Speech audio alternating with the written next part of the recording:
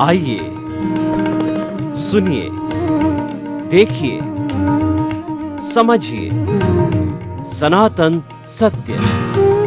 जैसी दृष्टि वैसी सृष्टि, दृष्टि विज्ञान। कुदरत, कुदरती रचना एवं कुदरत के कानून से शाश्वत सुख की प्राप्ति। जोधपुर के परम पूज्य महात्मा उपासक प्रोफेसर डॉक्टर सोहन राज तातेड़ के निर्देशन में सनातन सत्य। जैसी दृष्टि वैसी सृष्टि, दृष्टि विज्ञान।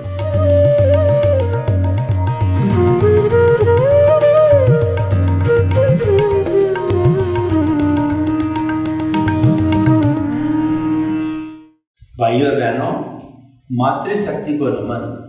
आज का हमारा बहुत सुंदर विषय, प्रशंसा नहीं प्रस्तुति करो। कई लोग इस तरीके से होते हैं कि अपने मन मियां मिट्टू बनते हैं। जो करते हैं उससे कई गुना लोगों को बताते हैं कि मैंने इतना बड़ा काम कर लिया और मैं इतना ज्ञान वाला हूँ, मैं इतना धन वाला हूँ, मैं इतना रूपवान हूँ, मैं इतनी तपस्या करने वाला हूँ। यानी कि वो प्रदर्शन करते हैं। प्रशंसा का अर्थ हुआ कि प्रदर्शन करना। परंतु आप देखिए कि जो हीरा होता है, क्या कभी वो मुंह से कहता है कि मेरा मोल ₹1,00,000 है? हीरा कभी नहीं कहता है मेरा मोल ₹1,00,000। लोग उसका मोल लगाते हैं।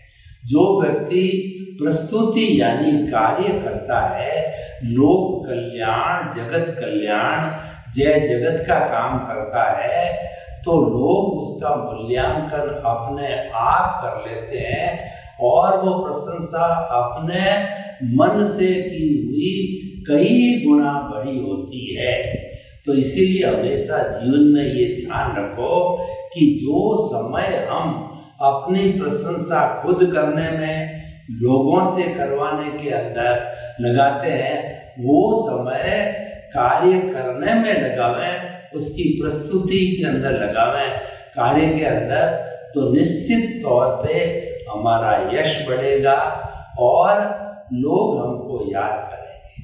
प्रश्न ये है कि लोग याद करें या न करें, परंतु हमारा जो सनातन सत्य कार्यक्रम है, ये सनातन सत्य कार्यक्रम अकर्ता भाव पर है। ये निष्काम कर्म पर आधारित है कि न तो तुम स्वयं, न इस जगत का कोई भी प्राणी है कर्ता हो ही नहीं सकता। कर्ता तो व्यवस्थित शक्ति है, कर्ता तो कुदरत है। तुम तो मात्र एक निमित्त हो।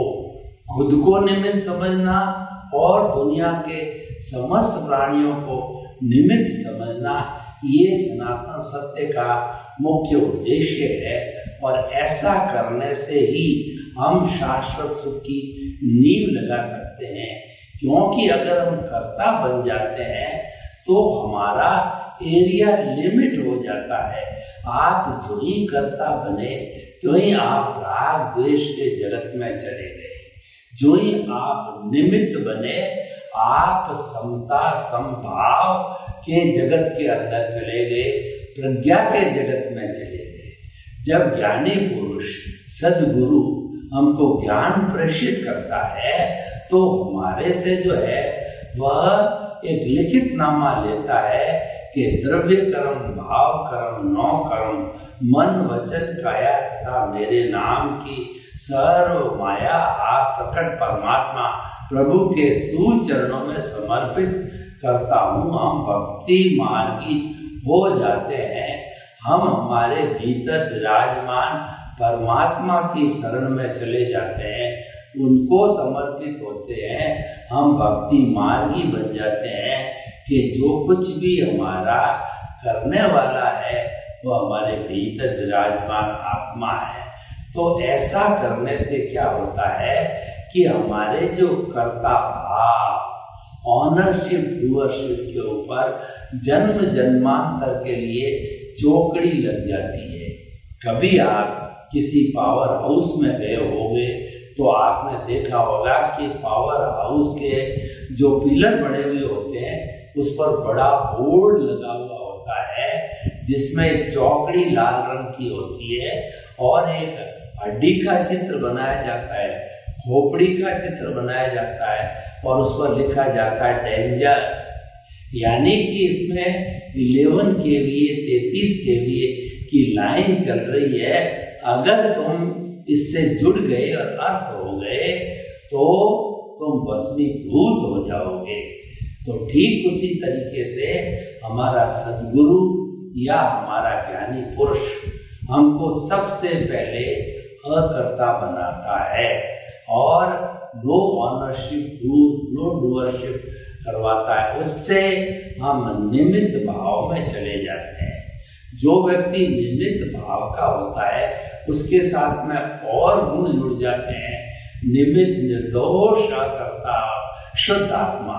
जो ही हम निमित्त भाव में आ गए तो ही हमारे साथ में अकर्ता तो है ही है और हम जगत के हर प्राणी को निर्दोष मानने लग जाते हैं कि दोष जो है मेरे कर्मों का है, उदय प्रारब्ध के अधीन ही मुझे सुख मिलता है या दुख मिलता है। सुख दुख मिलने का और कोई जरिया नहीं होता है, सिर्फ कर्मों का उदय और प्रारब्ध के कारण ही होता है। तो जो सामने कोई भी व्यक्ति हमारे को सुख या दुख देने आता है तो वह तो निमित्त मात्र है, उसको तो जो है कुदरत ने ही भेजा है, वह कुदरत ने संजोग के अधीन जो है उसको भेजा है।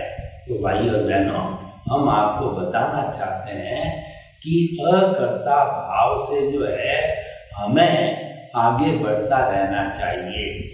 प्रशंसा का जो जगत है वह राग द्वेष का जगत है और प्रस्तुति का जो जगत है वो प्रज्ञा का जगत है, क्योंकि प्रज्ञा को प्रशंसा की आवश्यकता नहीं रहती है।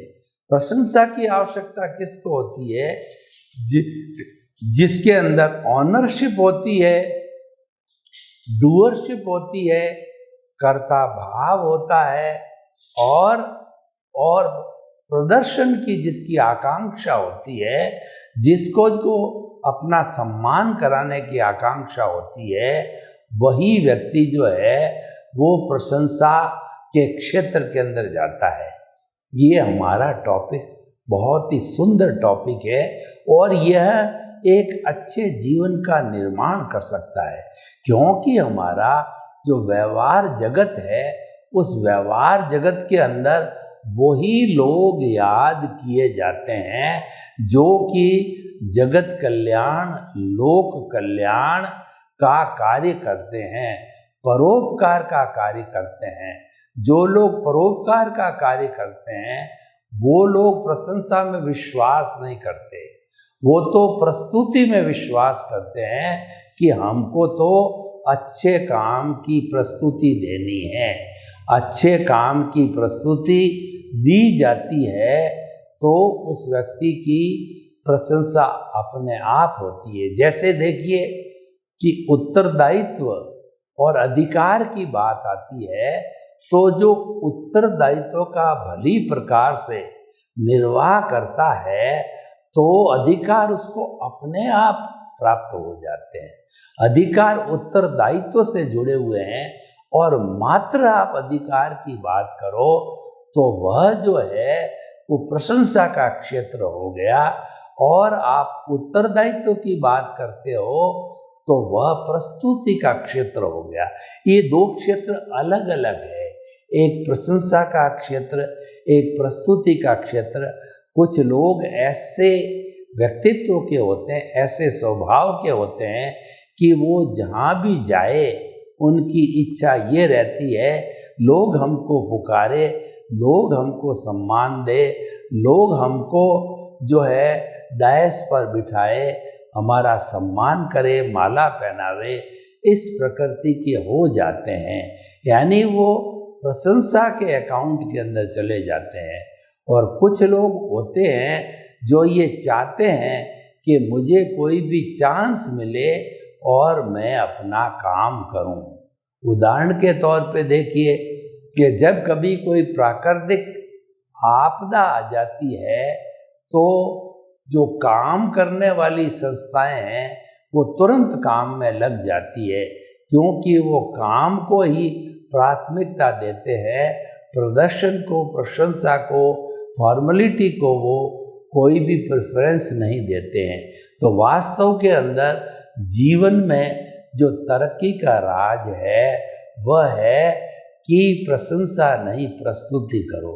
अब हम इस सिद्धांत को अगर निश्चय जगत से, भीतरी जगत से देखें तो हम पाएंगे कि प्रस्तुति का अर्थ ये हो गया कि हमारा जो है वो चिंतन है चेतना से जुड़ा हुआ होना चाहिए।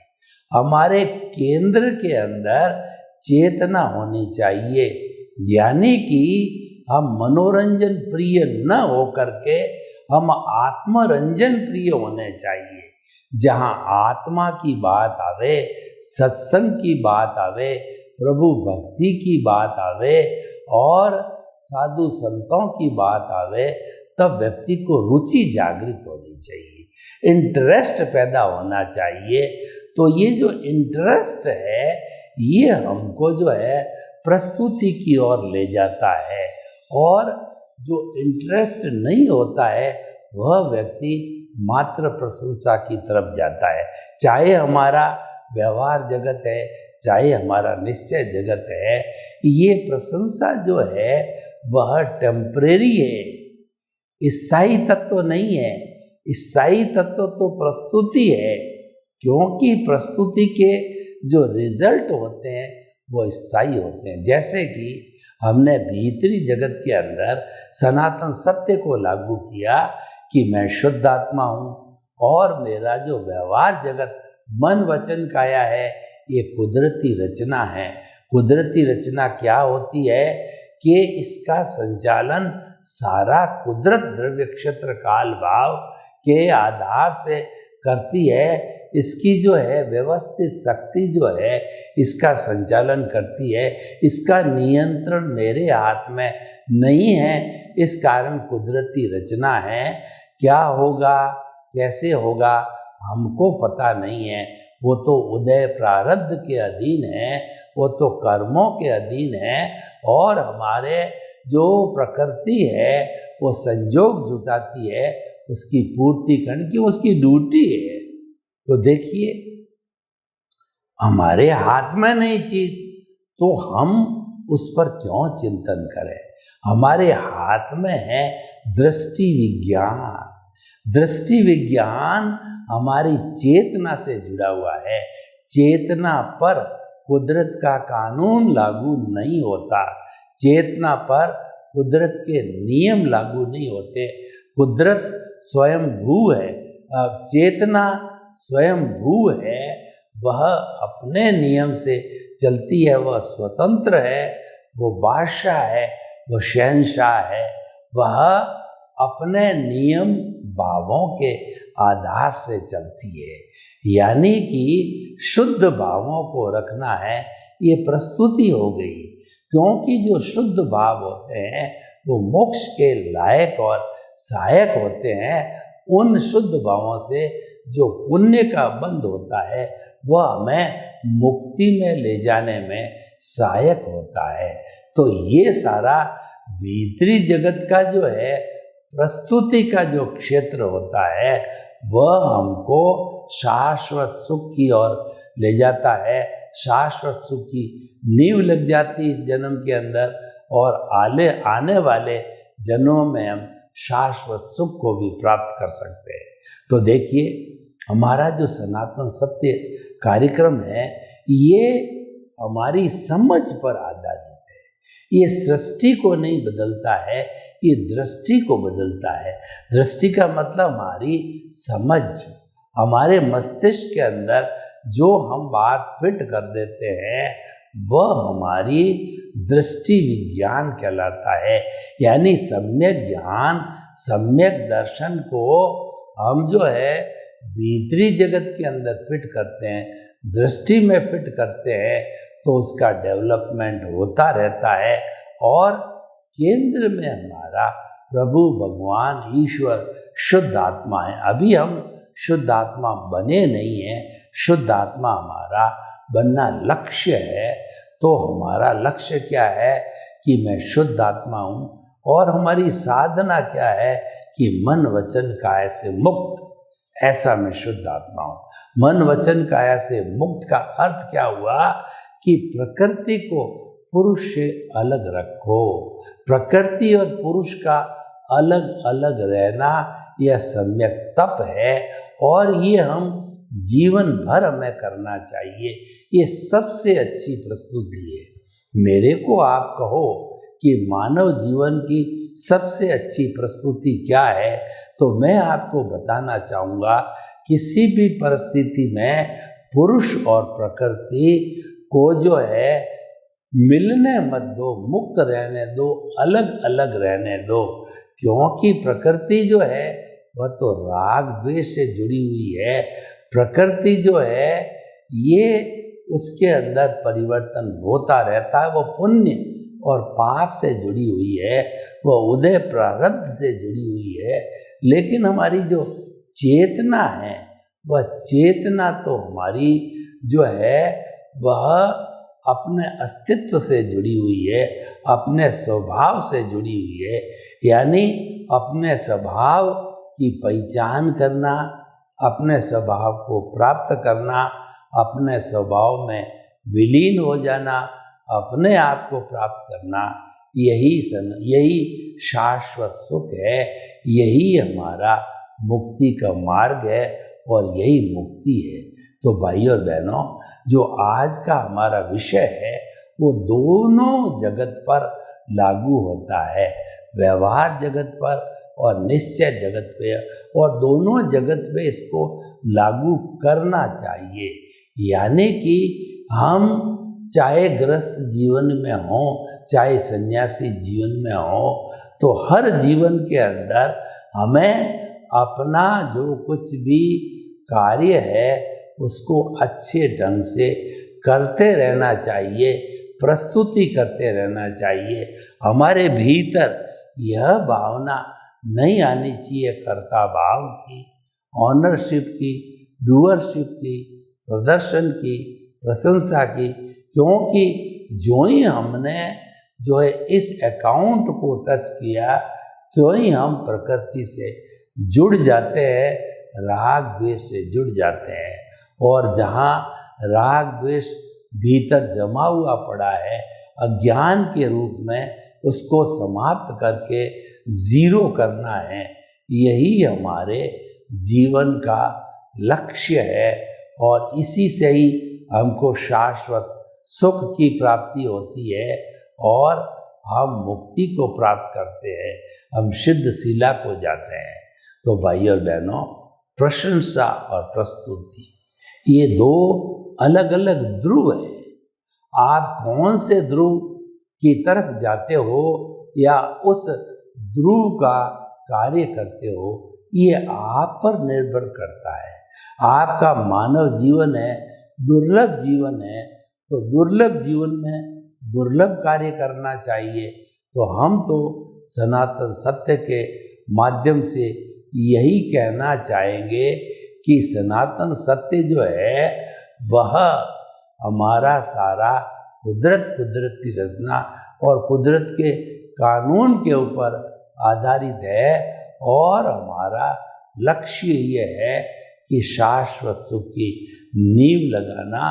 और वह शाश्वत सुख की जो नींव है वह प्रस्तुति करने से लगती है, प्रशंसा करने से नहीं लगती है। अब आगे बढ़िए।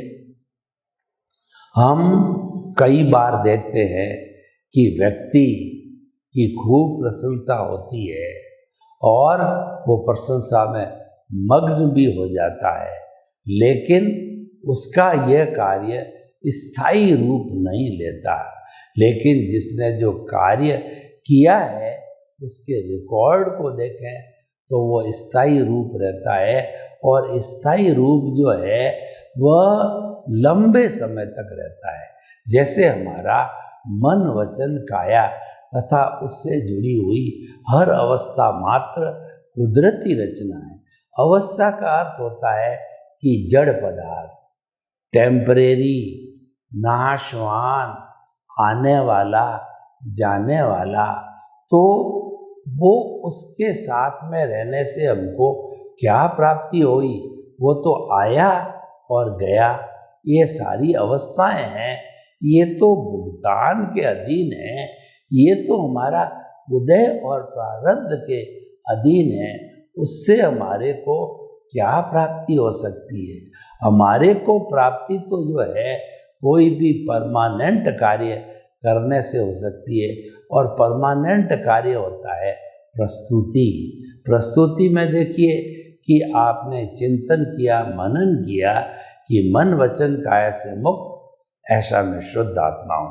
मन वचन काया कुदरती रचना, मन वचन काया कुदरती रचना से मुक्त, ऐसा मैं शुद्ध आत्मा हूँ, मैं शुद्ध आत्मा हूँ, मैं शुद्ध आत्मा हूँ। जब हम ये चिंतन चालू करते हैं तो हमारा जो जितना अज्ञान है वह घुलता जाता है, वह विलीन होता जाता है, वह ढीला पड़ जाता है। और जब अज्ञान धीरे धीरे समाप्त होकर के जीरो हो जाता है तो फिर हमारी आत्मा को बांधने वाला कोई नहीं है। आत्मा को बॉन्डेड रखने वाला है वह हमारा ये अज्ञान ही है। इसीलिए कहा गया है कि I plus my is equal to bonded soul. ये माई है वो अज्ञान है, माई है ये कर्ता भाव है, ऑनरशिप है, डूअरशिप है, ये हमको बांधे रखता है। और I minus my is equal to pure soul. हमारा लक्ष्य प्योर सोल बनना है, यानी कि हमको परमात्मा बनना है। जब हम परमात्मा बनने की प्रक्रिया में लग जाते हैं, अभी तो अंतरात्मा है, हमको आत्मपद मिल गया, लेकिन परमात्मा बनने में अभी देरी है। तो परमात्मा बनने के लिए हमको ठोस प्रस्तुति करनी पड़ेगी। प्रस्तुति करने का अर्थ क्या है कि हमारे भावों के अंदर जो है हमको ये चिंतन रखना पड़ेगा कि मैं तो मन वचन काया से मुक्त ऐसा शुद्ध आत्मा हूँ। यानी जो हमारा अस्तित्व है, हमारा जो स्वभाव है, उसकी प्रस्तुति करनी पड़ेगी। उस स्वभाव के अंदर रमण करना पड़ेगा, उस स्वभाव में रहना पड़ेगा। और जब व्यक्ति स्वभाव में रहना प्रारंभ कर लेता है, ये सबसे बड़ी प्रस्तुति होती है। और उसका रिजल्ट देखिए क्या आता है कि धीरे धीरे अनुभव बढ़ने लग जाता है। ये अपने स्वभाव को पहचानने का जब अनुभव बढ़ता है तो अनुभव बढ़ने के बाद में जो है हम ये देखते हैं कि ये धीरे धीरे 360 डिग्री तक चला जाता है। 360 डिग्री का अनुभव का मतलब ये है कि आपके रियल पुरुषार्थ की पराकाष्ठा, और वो रियल पुरुषार्थ की जो पराकाष्ठा है वह हमारा केवल दर्शन बन जाता है। केवल दर्शन के बाद में पुरुषार्थ की आवश्यकता नहीं होती है, क्योंकि यह तो पुरुषार्थ का चरम बिंदु है। जैसे कि हिमालय की जो सबसे ऊंची चोटी है वो एवरेस्ट है, उसके बाद आप कहाँ चढ़ोगे? चोटी है ही नहीं। तो इसी तरह से हमारे भीतरी जगत, हमारे उसका जो पुरुषार्थ का चरम बिंदु है वह 100% अनुभव, वह है हमारा केवल दर्शन। और वो प्राप्ति के बाद में कुछ भी प्राप्त करना शेष नहीं रहता है। और वह जब प्राप्त हो जाता है तो उसके परिणाम स्वरूप जो है अगले जन्म में व्यक्ति को केवल ज्ञान मिलता है, व्यक्ति केवली हो जाता है। और केवली होकर के और वह धीरे धीरे अपने बचे हुए घाती कर्मों को समाप्त करके सिद्ध, बुद्ध और मुक्त बन जाता है। सर्वे भवन्तु सुखिनः, सर्वे सन्तु निरामया। लोक के सब जीवों को सुख मिले, शांति मिले, आनंद मिले, प्रेम मिले, सौहार्द मिले और सभी मुक्ति की ओर प्रयाण करें। आपके प्रति मंगल भावना। ओम शांति।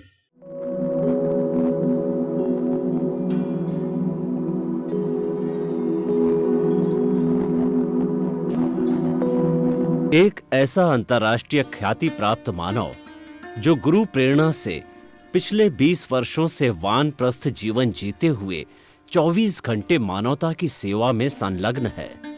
एक ऐसा मानव जो अभी राष्ट्रीय, अंतर्राष्ट्रीय टीवी चैनलों पर 7,500 एपिसोड के माध्यम से सनातन सत्य, आत्मविज्ञान एवं पुनरुत्थान, व्यवहार एवं निश्चय जगत के जीवनोपयोगी विषयों पर हृदय स्पर्शी प्रवचन कर चुका है। उस मानव का नाम है महात्मा उपासक प्रोफेसर डॉक्टर सोहन राज तातेड़।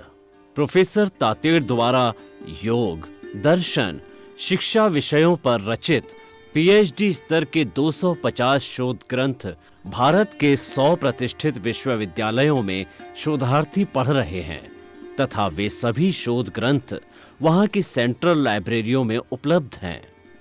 महात्मा सोहन राज ने अभी तक हजारों स्कूलों, कॉलेजों, विश्वविद्यालयों एवं संस्थाओं में सेमिनार, वर्कशॉप, कैंप लगाकर लाखों विद्यार्थियों को योग, दर्शन, शिक्षा का प्रशिक्षण देकर उन्हें सुसंस्कारित किया।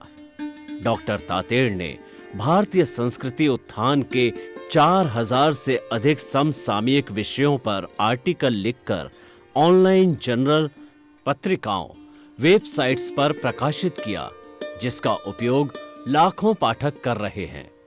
उपासक तातेड़ के 5000 से अधिक आज का सुविचार, आज का शुभ संदेश, आज का मंगल भावना योग आदि चिंतन websites, Twitter, blogger, Facebook, YouTube माध्यमों से लाखों लोग अपना जीवन निर्माण कर रहे हैं। मानवता के मसीहा ऐसे महामानव महात्मा सोहन राज तातेड़ के प्रोफाइल को अभी तक विश्व के 20 लाख दर्शक यूट्यूब पर, 12 लाख गूगल पर एवं लाखों दर्शक फेसबुक, ब्लॉगर, ट्विटर और इंस्टाग्राम पर देख चुके हैं।